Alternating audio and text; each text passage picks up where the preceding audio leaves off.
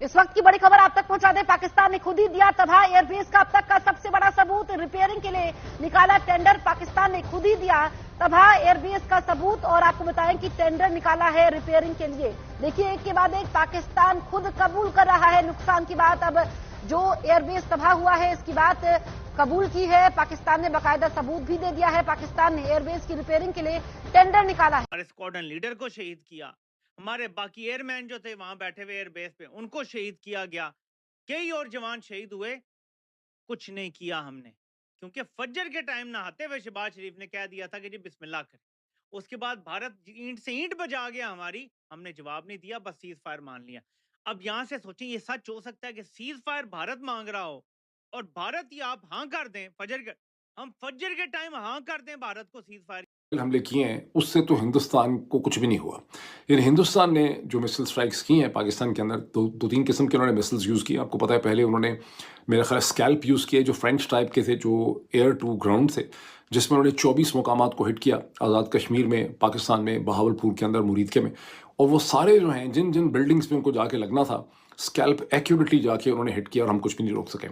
उसके बाद उन्होंने ब्राह्मोस यूज़ किए जो रशियन और इंडियन ताउन से इश्तराक से बने हैं, और उन्होंने जहाँ जहाँ वो मारना चाहते थे खासा प्रिसाइजली उन्होंने हिट किया है।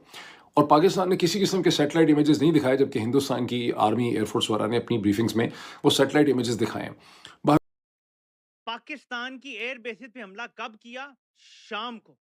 तो फजर के टाइम सीज फायर भारत कह रहा है करो, उसके बाद आपने हाँ कर दी फजर के टाइम ही। देखें, गौर करें, अब ये पकड़े गए हैं, इनका सारा खेल पकड़ा गया है दोनों चलाकों का।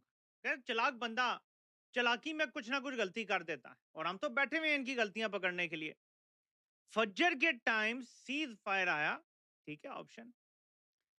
शहबाज शरीफ ने फौरन कहा, अमेरिका के प्रेसिडेंट डोनाल्ड ट्रंप ने सऊदी अरब में क्या कहा कि मैं एप्पल के सीईओ टॉम कुक को कहता हूं कि इंडिया में तुम क्यों इन्वेस्टमेंट कर रहे हो, तुम अपना एप्पल का सिस्टम इंडिया में क्यों लेके जा रहे हो। तो भाई साहब, उस वक्त तुम सो रहे थे जब ये चाइना लेके गया था, जबकि तुम्हें पता है कि इंडिया तुम्हारा दुश्मन नहीं है, चाइना दुश्मन है अमेरिका का। उस वक्त सो रहे थे, और अगर सपोज तुम उस वक्त प्रेसिडेंट नहीं भी थे तो तुम पहले बिल्कुल तबाह हो गया है। इसी तरह से उन्होंने नूर खान एयरबेस के ऊपर जो हमले हुए हैं वहाँ पे भी दिखाया उन्होंने कि बिल्डिंग कैसे डैमेज हुई है। फिर उन्होंने जो रहीम यार खान में हमला है वो भी दिखाया। तो जहाँ जहाँ उन्होंने 3 या 4 इमेजेस उन्होंने दिखाए हैं जहाँ रनवेज जो हैं वो इंटरप्ट हो गई हैं, जबकि पाकिस्तान साइड से ना तो कोई दिखाए गए हैं सैटेलाइट इमेजेस। और फिर उन्होंने उधमपुर के एयरपोर्ट पर जहाँ पाकिस्तान ने कहा कि हमने सब कुछ डिस्ट्रॉय कर दिया है, सारे नाकारा बना दिए हैं, ये हमारी स्टेटमेंट थी, मैं भी दोहराता रहा हूँ पाकिस्तान के पीछे पीछे। वो उन्होंने दिखाया कि उधम एयरपोर्ट के पहले के इमेज और बाद के इमेज हैं 12-13 मई के, और उधम एयरपोर्ट को किसी किस्म का कोई नुकसान उसके रनवे को नहीं पहुंचा। अब इसका क्या मतलब है? इसका मतलब है कि पाकिस्तान ने जो मिसाइल मारे हैं। हेलो दोस्तों, जैसा कि आप जानते हैं कि भारत ने पाकिस्तान को पूरी तरीके से अच्छी तरीके से दोस्तों इनको एयरबेस तबाह कर दिए थे, लेकिन पाकिस्तान वाले मानने को तैयार नहीं थे। तो अब दोस्तों पाकिस्तान के जो एयरबेस जो तबाह किए थे, अब पाकिस्तान ने उसको ठीक करने के लिए टेंडर निकाल दिए हैं। क्योंकि दोस्तों दुनिया से छिपा सकते हैं, लेकिन जो चीज़ ख़राब हुई है, आपकी डैमेज हुई है, उस चीज़ को ठीक करने के लिए आप उसे रिपेयर तो करेंगे। तो वही दोस्तों पाकिस्तान ने उसके लिए टेंडर निकाल दिया है। अब दोस्तों भारत ने क्या तबाही मची थी वो तो आप एक्सपर्ट के मुंह से सुन ही चुके हैं कि क्या तबाही मचा के रख दी थी भारतीय आर्मी ने, और पाकिस्तान का मीडिया इस चीज़ को छुपा रहा है। अब आप एक चीज़ देख लीजिए किस तरीके से, अगर ऐसा कुछ नहीं होता एयरबेस पे कुछ नहीं करा होता भारत ने, तो भाई फिर ये ठीक करने के लिए क्यों बुलाते, क्यों टेंडर निकालते, क्यों फालतू में पैसा खर्च करते। लेकिन सच्चाई वो छुपती नहीं है, ये रियलिटी है। अब इन्होंने टेंडर निकाला, उसे ठीक करवाएंगे और फिर ये अपना जो भी है वो करेंगे। तो दोस्तों इनके एक्सपर्ट लोगों ने भी साफ साफ बोला और कोई भी हो रहा नहीं। दोस्तों आगे देखते हैं इनके एक्सपर्ट होने और वीडियो में क्या बोला है। इसको बोलने पे यहाँ पे हमारे यहाँ पर साइबर क्राइम के इल्ज़ाम जो है लग जाते हैं। इसकी बॉटम लाइन क्या है सारे एनालिसिस? इसकी बॉटम लाइन ये है कि हमें अमेरिका ने ये सीज़ फायर करके दिलाया है, हिंदुस्तान को उन्होंने धमकी लगाई है, हमने धमकी उनको कन्वे कर दी। जब हमने नेशनल कमांड अथॉरिटी की मीटिंग बुलाई, हमने उनको कन्वे भी कर दिया होगा कि जनाब हम तो बड़े सख्त अंडर प्रेशर हैं, हम न्यूक्लियर हो जाएंगे, क्योंकि हम डिनाई कर रहे हैं, लेकिन हमने ऐसा, लेकिन नज़र यही आ रहा है। और दूसरा उनको ट्रेड की धमकी थी। और यही वजह है कि हिंदुस्तान के अंदर बहुत ज़्यादा तन बदन में गुस्सा पाया जाता है। उनको लगता ये है, और वो नरेंद्र मोदी पे गुस्सा निकल रहा है, और ट्रंप के खिलाफ भी बहुत ज़्यादा गुस्सा निकल रहा है। ट्रंप की बड़ी गाली गलौज हो रही है हिंदुस्तान, बिकॉज उनको लगता ये है कि अगर हमें ना रोका जाता, 2 दिन 3 दिन हम और इसी किस्म की स्ट्राइक्स जारी रखते, तो हम पाकिस्तान का दिमाग जो है सीधा कर देते पाकिस्तान की मिलिट्री का। दिस इज़ व्हाट, अगर आप पढ़ें हिंदुस्तान के अखबार, आई डोंट नो पाकिस्तान के अंदर हिंदुस्तान के अखबार पढ़ने मुमकिन है, उनके ट्वीट तो आप देख सकते होंगे, तो आपको उनके ठीक ठाक आइडिया जो है उनका मिलता है। फॉन्स ब्रह्मा चलानी उनके एक स्ट्रेटिजिक एनालिस्ट हैं, एक थिंक टैंकर है, जिनका आइडिया यह है कि या तो नरेंद्र मोदी को ये जंग नहीं करनी चाहिए थी और चीज़ों से डील करना चाहिए था, और अगर जंग की थी तो फिर इसको अपनी लॉजिक पे, अपनी टाइमिंग पे इसको ख़त्म करना चाहिए था। ये जो डोनाल्ड ट्रंप के प्रेशर में आके सीज़ फायर किया है, इससे हिंदुस्तान की साख को और उसके इम्पैक्ट को बहुत ज़्यादा नुकसान हुआ है। और अगर ये 48 घंटे में खुद भी इसको मैं देख रहा हूँ कि अगर ये जिस किस्म की एक्यूरेट स्ट्राइक्स उन्होंने की हैं हमारे एयर स्ट्रिप्स पे, अगर 48 घंटे तक और वो ये स्ट्राइक्स हर 6-6, 8-8 घंटे के बाद करते रहते तो बहुत कम हमारे पास ऐसे रनवेज रह जाते। और फिर ठीक है कि रनवेज को आप जल्दी रिपेयर भी कर लेते हैं, लेकिन हमारे लिए ठीक ठाक क्राइसिस खड़ा हो जाना था। और फिर हमने देखा कि हम प्रैक्टिस कर रहे थे कि हम मोटरवे से भी इस्लामाबाद लाहौर के दरमियान उड़ा सकते हैं, शायद पेशावर इस्लामाबाद को भी इस्तेमाल कर सकते होते, लेकिन तो क्या इंडिया के ब्राह्मोस मिसाइल्स जो हैं वो हमारी मोटरवेज पे भी जगह जगह शगाफ नहीं डाल सकते थे। तो I think it was a huge crisis for Pakistan.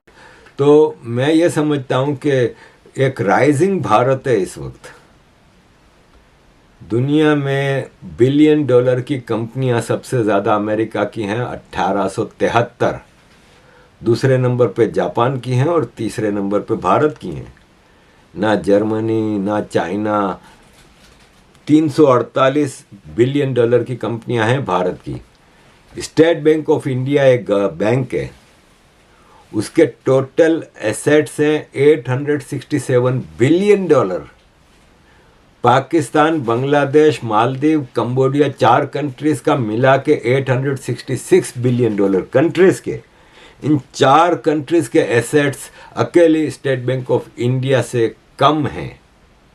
तो भारत को चाहिए कि खुल के अपने स्ट्रेटेजिक एसेट्स, अपने स्ट्रेटेजिक पार्टनर्स, अपने अच्छे दोस्तों के लिए आगे बढ़ के, ये मेरा अपना personal point of view. Of course मैं भारत सरकार को, इतनी बड़ी सरकार है, इतना बड़ा इनका थिंक टैंक है, उनको ज़्यादा बेहतर पता होगा। ये मेरे दिल की आवाज़ थी जो मैं आपके सामने रखता था। अजीज़ दोस्तों, मैं थोड़ा पाकिस्तान के रिलीजियस माइनॉरिटीज़ के बारे में भी बात करूँगा कि इस जंग के दौरान मोना फारूक अहमद एक अहमदी हैं, उन्होंने कहा कि अहमदियों के ऊपर इतने ज़ख्म लगे हैं, इसके बावजूद मैं, पाकिस्तान मेरी बर्थ प्लेस है, इसके बारे में गलत बात नहीं कर सकता। मैं अपने देश के साथ यानी पाकिस्तान के साथ खड़ी हूँ। ये अहमदी है ना, ये कादियान से पैदा हुआ है ये फ़िरका, और ये अंग्रेज़ों के ज़माने में जब तबलीगी जमात बनाई गई थी, जब जमात इस्लामी बनाई गई थी, बस देवबंद बनाया गया था, जब बरेलवियों का फ़िरका, ये सब अंग्रेज़ों ने बनाए थे। वैसे ही अंग्रेज़ों ने ये कादियान में अहमदियों का ग्रुप भी बनाया था। गुलाम अहमद कादियानी कादियान में पैदा हुआ था, पंजाब में। जैसे कि आपने वीडियो में देखा किस प्रकार से, देखो एक्सपर्ट तो साफ क्लियर कर चुके हैं कि भाई पाकिस्तान के अंदर अटैक हुए हैं अंदर घुस के।